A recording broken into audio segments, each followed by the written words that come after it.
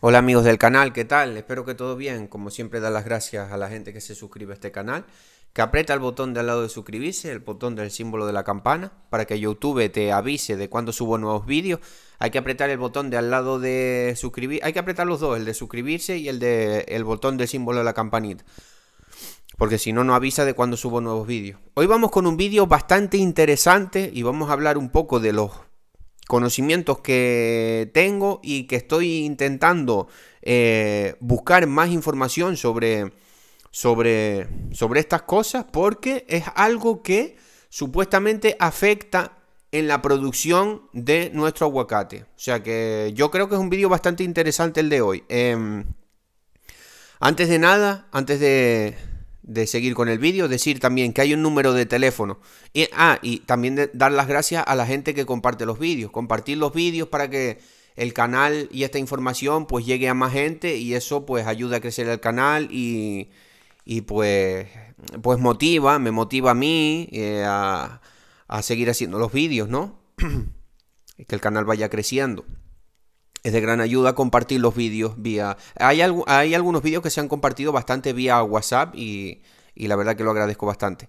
Y antes de seguir con el vídeo, decir que hay un número de teléfono en la descripción de este vídeo y en un comentario. Estoy haciendo consultas personalizadas. Si tienes algún problema en tu cultivo de aguacate o no sabes bien el tema de la fertilización, estás empezando en el cultivo del aguacate. También tengo un curso de identificación de carencias nutricionales. Todo esto me podéis preguntar vía WhatsApp sin compromiso. Las consultas, obviamente, no serían de manera gratuita, pero sería por un precio económico. O sea que si tienes algún problema en tu cultivo de aguacate o estás empezando, te vendría bastante bien pues hacer una consulta, ¿no? Bueno, vamos con el vídeo para no alargarnos más, que es lo que importa. Vamos a hablar de... Justo acabamos de terminar la fase de floración. Entonces, estamos viendo ahora mismo una flor que no tiene brote. Vamos a hablar de las flores. Pueden ser determinadas o indeterminadas. ¿A qué me refiero con esto? La flor que estamos viendo ahora mismo que no tiene brote, la flor que estamos viendo ahora mismo que es solo flor, no tiene un brote vegetativo. Eso es una flor determinada, ¿vale? La flor que no tiene brote es una flor determinada. Y ahora vamos a ver una flor con un brote. Justo al final de esa panícula de flores sale como un brote. Esa flor es indeterminada. Presenta un brote vegetativo. ¿Vale? Las flores indeterminadas presentan un brote vegetativo. ¿Y cuál es la importancia de esto de que sean flor determinada o flor indeterminada? Bueno, pues por lo visto afecta bastante al tema de la producción, porque según la información que he estado cogiendo, esto ya lo había visto yo, el tema yo lo que me estoy informando, pero bueno, vamos, que a veces me lío yo también. ¿Qué es lo que pasa? Que las flores indeterminadas con brote presentan más frutos. No quiero liarlos. Voy a decirlo primero como es, pero después aclaremos. No os liéis con esto.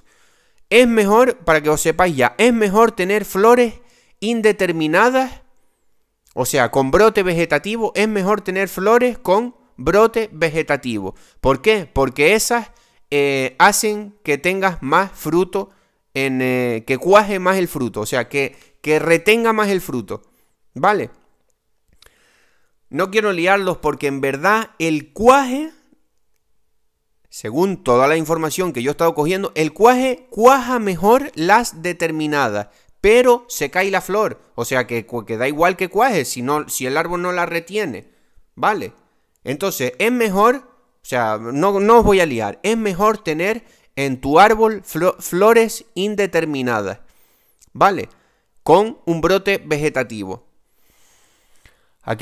Mientras las inflorescencias determinadas tienen un mayor porcentaje de frutos cuajados por flor, ¿vale? De 0,1% respecto a las indeterminadas de 0,05, por lo cual tienden a ser más productivas.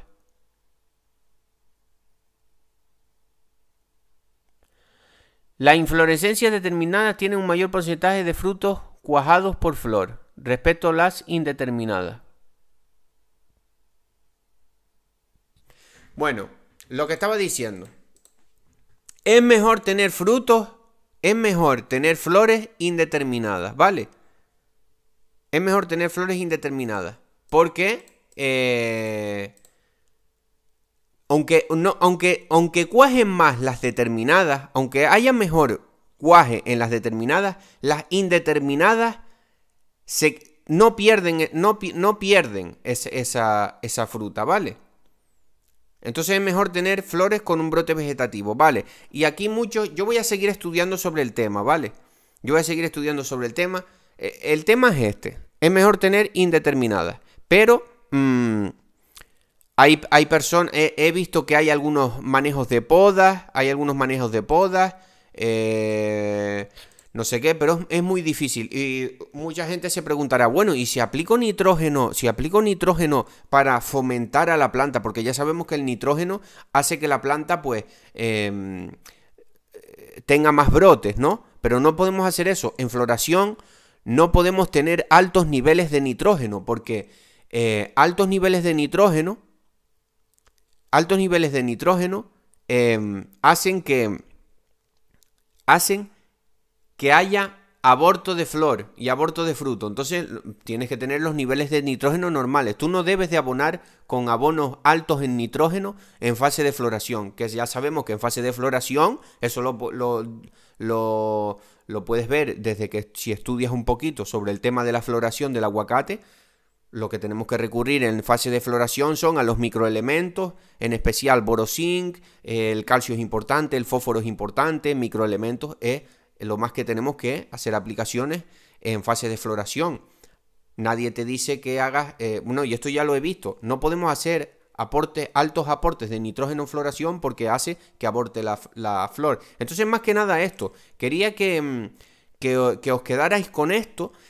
También se dice que si un árbol viene mal de atrás, estrés, mal riego, mala nutrición, vas a hacer que tengas más floración sin el brote. O sea, que sería la determinada. Entonces, tenemos que estar al tanto de esto. Es un tema un poquito lioso. Es un tema un poquito lioso, pero bueno, quedaros con esto, que es mejor tener flor con el brote que sin el brote. Yo lo he visto en mi finca, yo diría que sí es verdad todo este tema. Pero nada, lo único que puedo traer al canal más adelante, si me sigo informando sobre algunos temas. Pero bueno, sobre algunos temas de poda. Esto es un poco complicado, ¿vale? Es un poco complicado. Nosotros tenemos lo básico, lo que tenemos que saber, lo que tenemos que hacer es un buen manejo de la nutrición. De las podas también, pero un buen manejo de la nutrición y del riego y sembrar nuestras plantas en sitios que sean para el cultivo del aguacate, como digo. O sea, porque si tú, por ejemplo, tú estás haciendo las cosas bien, tú haces aplicaciones llevas la nutrición bien, pero tú plantas, porque lo he visto en donde yo vivo, en mi isla, tú haces una plantación de aguacate, o lo que sea, como si plantas 5 árboles, pero es una pena porque le vas a dedicar tiempo. En un sitio muy ventoso, esa planta siempre va a estar estresada, esa planta va a desarrollar estos genes de estrés que aún así tú le apliques aminoácidos, algas, le apliques todas estas cosas. Si esa planta siempre está en un sitio ventoso, ¿cómo esa planta va a ser una planta productiva? O sea, utilicemos también la lógica, utilicemos la cabeza, porque es que no hay sitios que no son ideales para el aguacate. Por ejemplo, sitios que son muy ventosos. Te va a botar la flor, la planta siempre va a tener ese gen de estrés desarrollado, va a ser planta muy poco productiva. Entonces, todas estas cosas. Bueno, quería traeros esto al canal. Ya se me ha hecho el vídeo un poquito largo. Quedaros con esto. Espero que os haya gustado el vídeo, que hayáis aprendido un poquito. Según vaya aprendiendo más cosas sobre este tema de la floración y sobre podas, pues os lo voy a seguir trayendo al canal. Y bueno, espero que les haya gustado y un saludo.